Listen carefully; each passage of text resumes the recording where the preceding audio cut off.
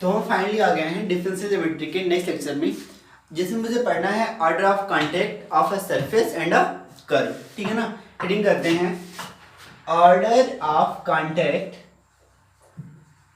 Order of contact of a curve and surface. एक curve और surface का मुझे ऑर्डर ऑफ कांटेक्ट स्टडी करना है। ठीक है ना। अब इसको समझ लो ये क्या होता है। अगर ये कोई आपका एक सरफेस है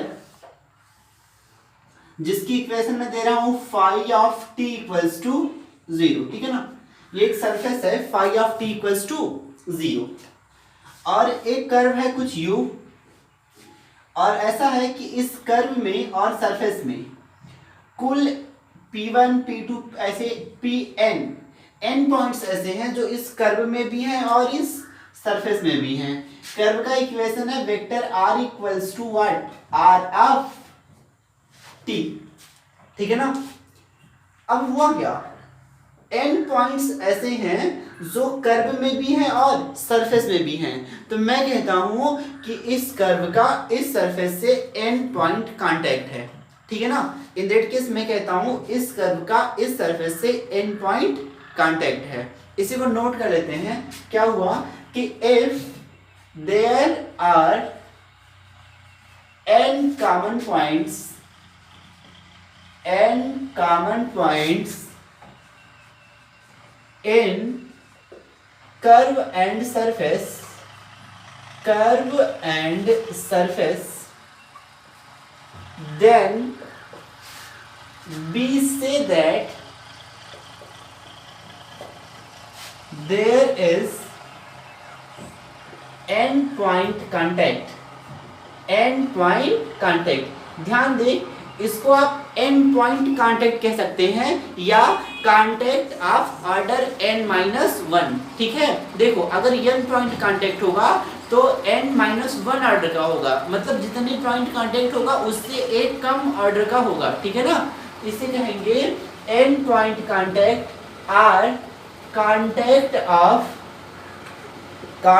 ऑफ ऑर्डर n-1। ठीक है।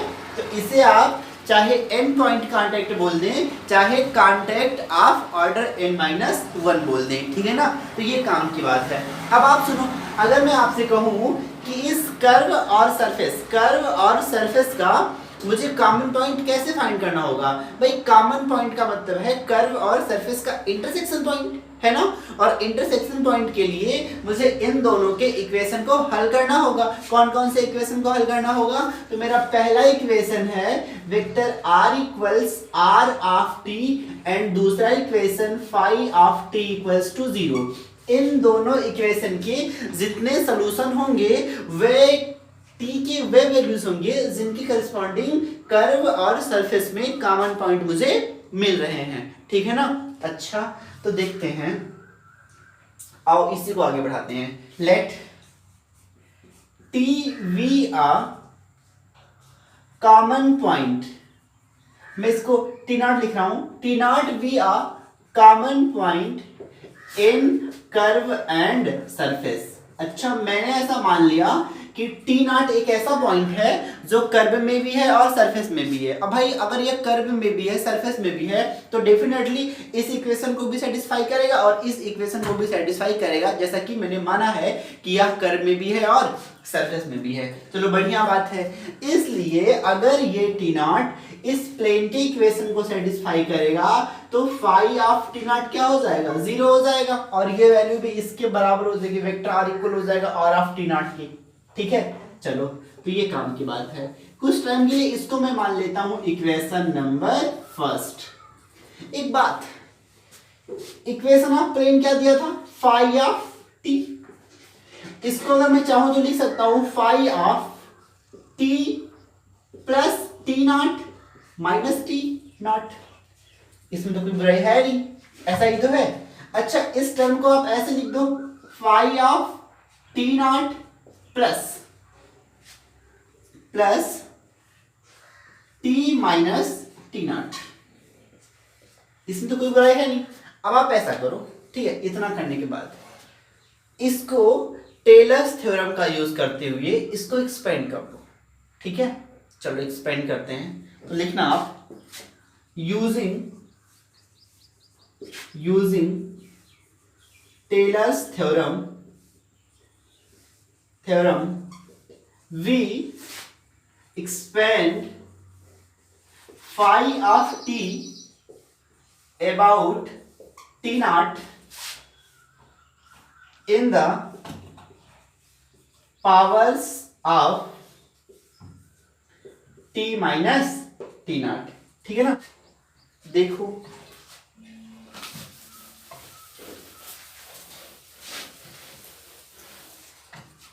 अगर आप एक्सपेंड करोगे तो क्या मिलेगा, phi of t equals to, देखो एक्सपेंड में क्या होगा मेरा, phi of t naught first term, second term t minus t naught multiplied with phi dash of t naught plus t minus t naught whole square over factorial 2 multiplied with phi double dash of t naught plus dot dot dot. अब मुझे बताओ इसका last term क्या होगा, sir last term होगा t minus t not, मतलब एक term ऐसा होगा जो nth टर्म होगा over power n over factorial n into phi n dash T not. ऐसे आप कंटिन्यूअसली आगे बढ़ते जाओगे, ठीक है। अब आप मुझे बताओ इक्वेशन फर्स्ट से आपको क्या मिला है, सर मुझे मिला है फाइव ऑफ टी नॉट 0 है, कोई बात नहीं, इस वैल्यू को लाकर यहाँ पर रख दो, ये टर्म क्या हो जाएगा 0, बहुत ही बढ़िया बात है। इन दैट केस मुझे मिलेगा फाइव ऑफ टी इक्वल्स, ये टर्म तो 0 हो गया, तो क्या मिला मुझे t minus t naught multiplied with phi dash T naught plus t minus t naught raise power 2 over factorial 2 phi double dash T naught plus dot dot dot, last term क्या होगा t minus t naught raise to power n over factorial n into phi n of t naught, ठीक है ना। चलो अच्छी बात है। अब यहां से कुछ केसेस मैं आपको बताऊंगा जो आपको याद रखने हैं बराबर, ठीक है, बनाए रखने दिमाग में अपने, वो केसेस क्या हैं, ठीक है। इंपॉर्टेंट पॉइंट यहां से नोट करना, और ये राज की बात भी है, इसको आप समझ भी सकते हो, ठीक है। अगर if phi dash of t naught is not equals to 0, अगर phi dash of t naught 0 नहीं है, इसका मतलब क्या होगा, implies t naught is a simple solution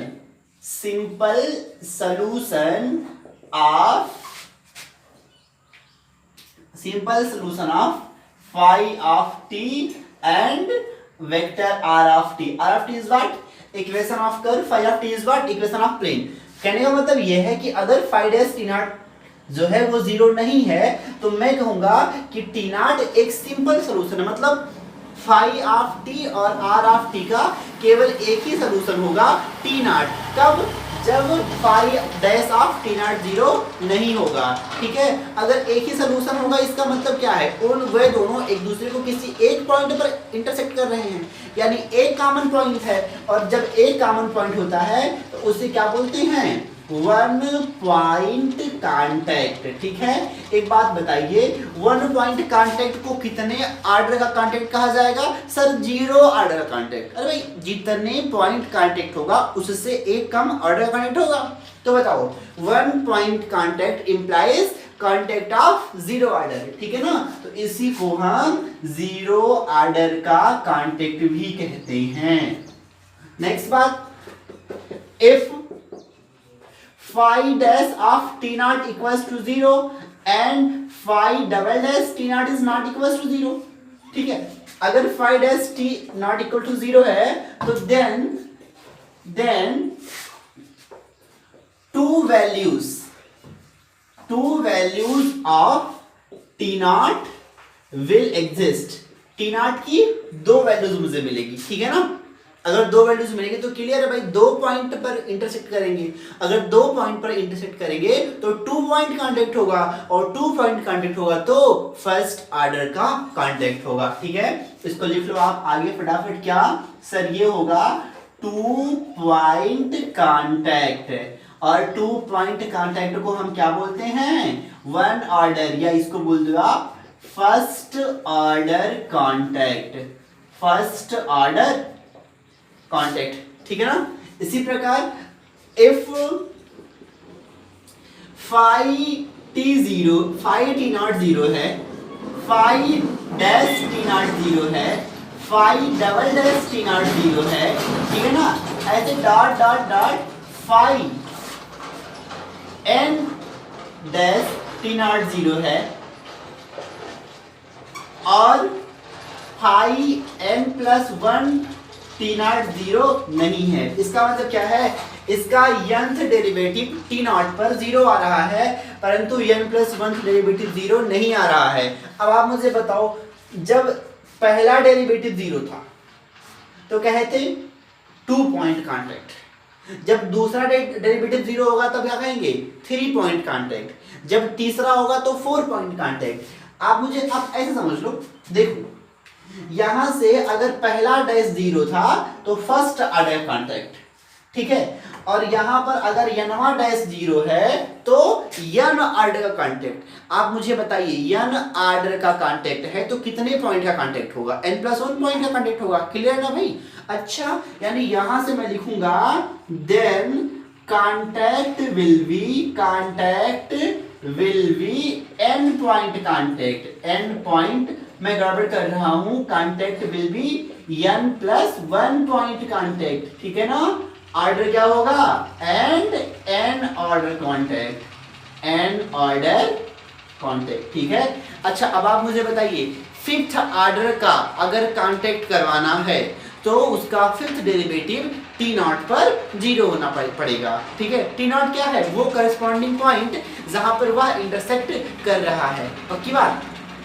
अगर सिक्स्थ ऑर्डर का कांटेक्ट करवाना है तो उसके लिए आपको सिक्स्थ ऑर्डर के कांटेक्ट के लिए सिक्स डेरिवेटिव उस पॉइंट पर जीरो करना होगा, ठीक है।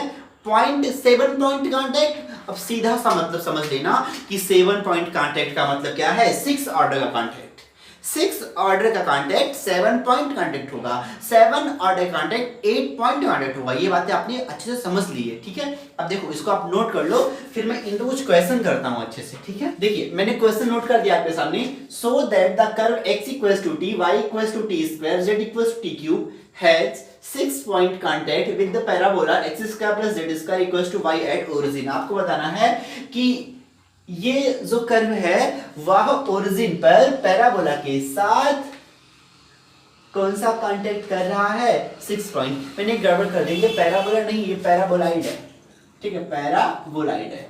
पैराबोलाइड इसके साथ 6 पॉइंट कांटेक्ट कर रहा है। आपको याद है 6 पॉइंट कांटेक्ट दिखाने के लिए, सर 6 पॉइंट का मतलब तो फिफ्थ ऑर्डर का, और फिफ्थ ऑर्डर का दिखाने के लिए मुझे फिफ्थ डेरिवेटिव को जीरो करना पड़ेगा। पक्की बात, आ जाओ कर लेते हैं, ठीक है। लिखना सॉल्यूशन में देना आप, हियर इक्वेशन ऑफ कर्व, भैया इक्वेशन ऑफ कर्व आपको अलग अलग दिया है, ठीक है, परेशान नहीं होना है। इक्वेशन ऑफ कर्व क्या है, x equals t, y equals t square और z equals to t cube, ठीक है। अच्छा आगे मुझे बताइए equation of paraboloid, equation of paraboloid, paraboloid means what, surface ना, सरफेस, सरफेस कितना है x square plus z square equals to y।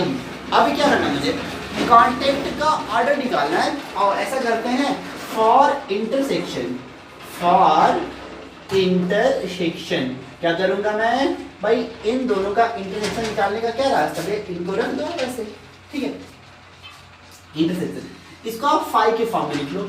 Phi के फॉर्म में कैसे लिखें, सर फाई तो हम ऐसे लिख रहे थे ना, फाई की वैल्यू तो हम ऐसे लिख रहे थे, phi of t equals to 0, ऐसे लिखा था हमने प्लेन का इक्वेशन। तो इसको कैसे लिखूंगा, x square plus Z square minus y equals to 0, यानी यही तो होगा फाई, फाई ऑफ समथिंग। पक्की बात। तो अगर मुझे लिखना है फाई ऑफ टी, तो फाई ऑफ टी लिखूंगा x square plus Z square minus y. क्यों भैया, मुझे इसको 0 दिखाना होता है ना। अब भाई फाई ऑफ टी तो ये सब टी का फंक्शन, जी बिल्कुल टी का फंक्शन, रखो मान यहाँ पर। तो phi of t equals to क्या होगा, बोलो फटाफट, ये हो जाएगा टी स्क्वायर, जेड की जगह पर कितना होगा, सर जेड की जगह पर होगा टी क्यूब का whole square minus y y क्या है टी स्क्वायर, टी स्क्वायर से टी स्क्वायर गया फाई ऑफ टी, प्लेन का इक्वेशन क्या मिलता है बोलो भैया टी की पावर 6। पक्की बात। आप मुझे बताओ इसका फर्स्ट ऑर्डर डेरिवेटिव कितना होगा, किस पॉइंट पर, ओरिजिन पर, ठीक है ओरिजिन पर। एक बात मुझे बताइए आप, यहां से at origin, at origin, origin पर x का मान कितना होगा 0, तो x का मान 0 तो t का मान कितना 0, यहां से निकालो तब भी 0, यहां से मतलब कहीं से भी निकालोगे ओरिजिन पर t की वैल्यू क्या हो जाएगी 0। यानी जो आपको t नॉट कह रहा था, t नॉट क्या होता है जिस पॉइंट पर इंटरसेक्शन दिखाना होता है, तो यहां पर कौन सा पॉइंट दिया है t नॉट 0 दिया है, तो phi dash t naught means phi dash 0 निकालना होगा। आप मुझे बताइए यहां से सुनो, फाई डैश मैं सेट कर रहा हूं क्या होगा, फाई डैश ऑफ टी कितना होगा सर, ये हो जाएगा 6t की पावर 5, तो फाई डैश ऑफ 0 कितना होगा सर, ये तो 0 होगा, ऐसा ही तो है। अब आपको मैं बता दे रहा हूं कि जब तक फाई डैश टी में t इन्वॉल्व रहेगा तब तक वो वैल्यू 0 होगी, ऐसा ही तो है। तो मैं आगे से ये टर्म नहीं लिखूंगा। तो पहला डेरिवेटिव हो गया भैया, दूसरा डेरिवेटिव क्या होगा फाई डैश ऑफ टी, तो 6 5 30, 30 टी की पावर 4। तीसरा डेरिवेटिव क्या होगा, तीसरा हो जाएगा 120 टी क्यूब। चौथा क्या होगा, चौथा हो जाएगा आपका 360 टी स्क्वायर। पांचवा क्या होगा, पांचवा हो जाएगा आपका 360 720 टी, ये कौन सा है, ये पांचवा है, ठीक है। छठवा बताइए, छठवा तो देखो पांचवा भी 0 होगा। अब छठवा देखो 5 6 ऑफ टी क्या होगा, तो ये होगा 720। बताइए क्या ओरिजिन पर ये वैल्यू 0 होगी, नहीं, इसका मतलब क्या है 5 6 of t is not equals to 0, जबकि 5 1 से लेकर 5 2 डॉट डॉट डॉट 5 5 तक क्या है 0। आप मुझे बताइए पांचवा डेरिवेटिव 0 है, पांचवा डेरिवेटिव तक 0 है, छठवा 0 नहीं है, इसका मतलब फिफ्थ ऑर्डर का कांटेक्ट हुआ ना। आप मुझे बताओ जब फिफ्थ ऑर्डर का कांटेक्ट होगा तो उस केस में कितना पॉइंट कांटेक्ट होगा, क्लियर है। Fifth order equals to 6 point, fifth order equals to 6 point, ठीक है। नीचे लिखना हेंस, इतना लिखने के बाद लिखना hence there is 6 point contact, there is 6 point contact where at origin, ठीक है ना, बात क्लियर है। आप इतना नोट कर लो, मैं नेक्स्ट क्वेश्चन ट्राई करवाता हूँ आपसे, जल्दी करें। देखिए मैंने नया क्वेश्चन भी नोट कर दिया आपके सामने। वो कह रहा है कि prove that if the circle lx plus my plus nz equals 0 and x square plus y square plus z square equals 2z has 3 point contact at origin with parabola इतना इतना इतना, then we have to prove that c equals to this, ठीक है ना। आप सभी question note करें। देखो मतलब क्या है इसका, अच्छा एक बात ना चलेगा, लगता है ये क्या कर रहा है, ये बोला prove that if the circle lx plus my plus nz equals to 0 और x square plus y square plus z square equals to 2cz। Circle, ये सर्किल भाई ये कौन सा सर्किल है, तो हमने कभी पढ़ा ही नहीं। ये कौन सा फॉर्म होता है सर्किल, ये कोई सर्किल दिख रही है आपको, कंफ्यूजन। बट सोचें, अच्छा इसलिए ना मैथ्स को थोड़ा सा इंटरेस्टिंग कहा गया है, बहुत ही ज्यादा डेप्थ में जाए ना, इतनी अच्छी फीलिंग आ गई जो कभी नहीं आ सकती है। मजा ही कुछ और है। आपको नॉर्मल सर्किल भी दे सकता था, डायरेक्ट इक्वेशन ऑफ सर्किल भी प्रोवाइड करवा सकता था, बट सीधे इक्वेशन ऑफ सर्किल प्रोवाइड नहीं करवाया, ये टर्म प्रोवाइड करवाया है ना। कुछ तो मजा है। आओ देखते हैं क्या हुआ। भैया ये क्या है आपका, सर ये तो मेरा एक प्लेन होगा जो ओरिजिन से पास करेगा, बढ़िया बात है। तो प्लेन का इक्वेशन कितना, सर मेरा प्लेन का इक्वेशन है lx प्लस my और प्लस nz बराबर 0, सही है।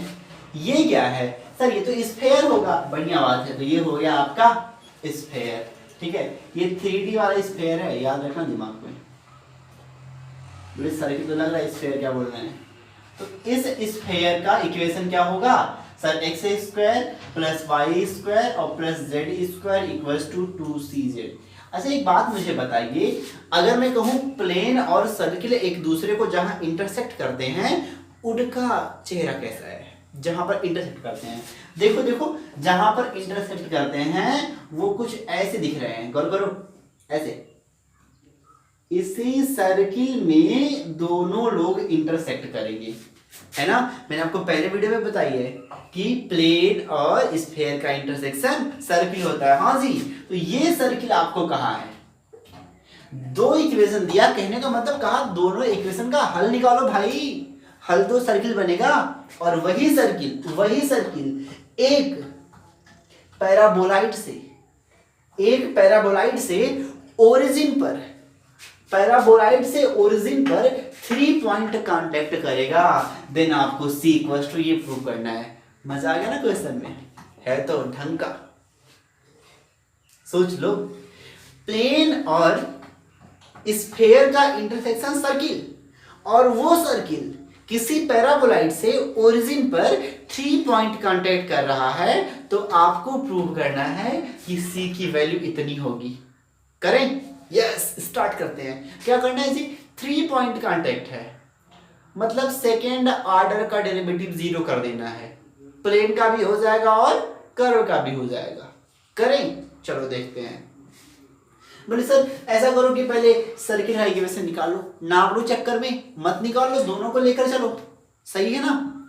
तो देखो भाई, अभी मैं क्या करूंगा कि एक बार जो आपका दिया हुआ है सर्किल का इक्वेशन, उसको सेकंड डिफरेंशिएट करके 0 करूंगा, और अगली बार उसके नेक्स्ट वाले चांस में मैं 0 करूंगा इक्वेशन ऑफ पैराबोलाइड को। पक्का? करें? आ जाओ, तैयार है ना आप लोग? सुनो, देखो भैया, सलूशन देखना। कह रहा है ना Lx और प्लस My और प्लस Nz बराबर 0। इसी और टी के रिस्पेक्ट में डिफरेंशिएट। अच्छा एक बात बता दो, खाली पढ़ाता हूँ, कुछ समझ में भी आता है आप लोगों को? अच्छा हाँ ठीक है, बताइए दो आप।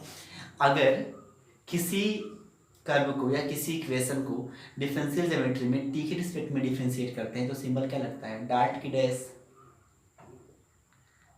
डॉट ना, ठीक है। हाँ, कुछ ध्यान में बनाए रखें यार, बस देखे जा रहे हैं, वीडियो देखे जा रहे हैं, ठीक है, कंसंट्रेट होके करें। सुनिए, तो Lx plus My plus Nz क्या होगा आपका? 0 हो जाएगा। इसको डिफरेंशिएट करो, differentiating with respect to t, तो ये क्या होगा? Lx dot My dot plus Nz dot equals to 0।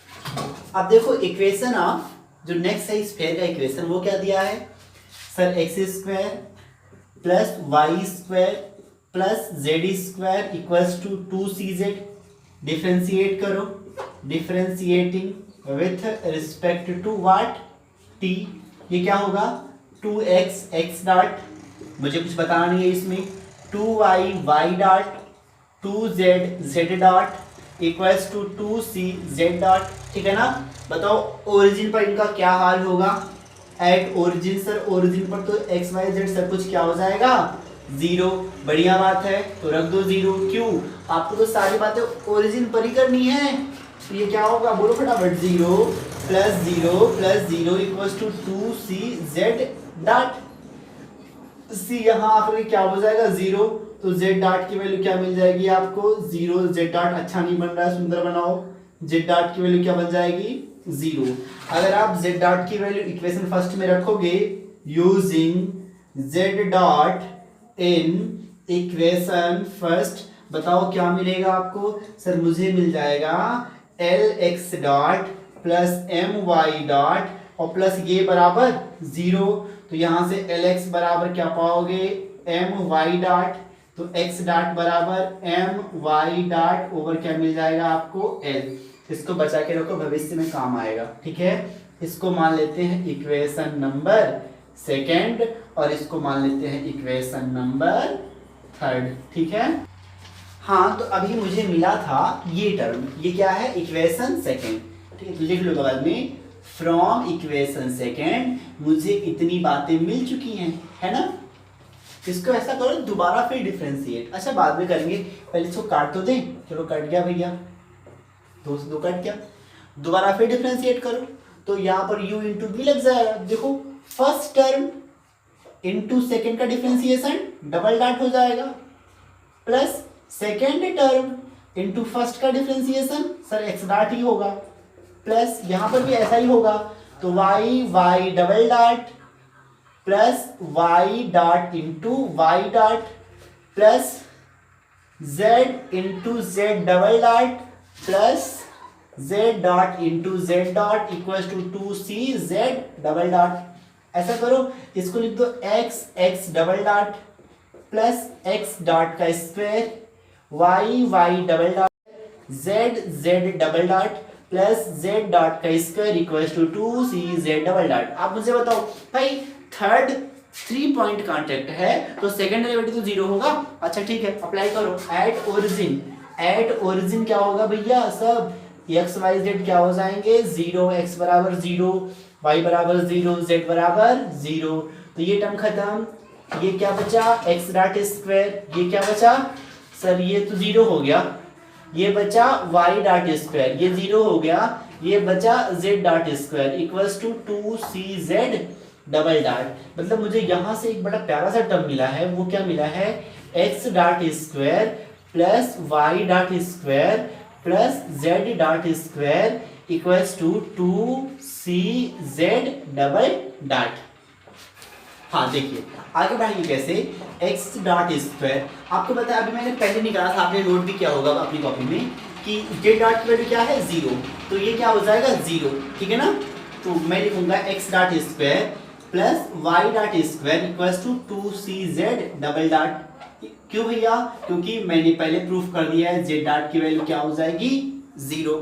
यहां से एक काम करो आप, ठीक है, कि x square plus Y square over 2c की वैल्यू कितनी मिलती है z डॉट, और इसको मान लीजिए आप इक्वेशन नंबर 3 मान चुका हूं मैं, ये क्या बनता है बोलो फटाफट, इसका हक मांगता है इक्वेशन नंबर 4 बनने का। ठीक है यार, बहुत डीलिंग कर ली है अब किससे, सर्किल के इक्वेशन से। अब पैराबोलॉइड के भी तो हाथ है, उनसे लड़ते हैं, आओ मिलते हैं फटाफट। हाँ भैया देखो अब घुमाते हैं पैराबोलॉइड को, और पैराबोलॉइड का इक्वेशन दिया है ax square plus by square equals to 2z। What is this sir, this is equation of paraboloid, जो क्या बनकर आया है सर, ये तो सरफेस बनकर आया है अब की बार ना। चलो डिफरेंशिएट करो, लिखूंगा नहीं यार, डिफरेंशिएट कर रहा हूं बच्चों जैसे। ये क्या होगा a x स्क्वायर का 2x x डॉट, बढ़िया बात, b 2y y dot equals to 2z dot, पक्की बात है। z डॉट क्या मिला आपको 0, ठीक है, हटाओ बाद में करते। ऐसा करो कि 2 से 2 को तो कैंसिल कर दो, सही है।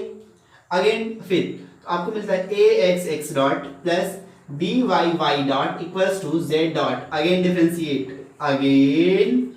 डिफरेंशिएट, ठीक है ना।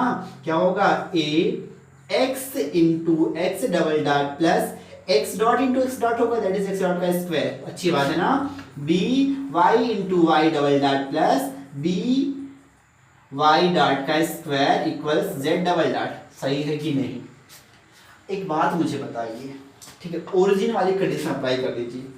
एट ओरिजिन क्या होगा भैया सर, ये तो 0 हो जाएगा, ये भी क्या हो जाएगा 0, क्यों होगा आप जानते ही हो। तो मुझे क्या मिलेगा ax डॉट का स्क्वायर by डॉट का square equals to z double dot, equation number 1, बोलो 5। एक मुझे बताओ क्या 4 और 5 दोनों की r से बराबर है।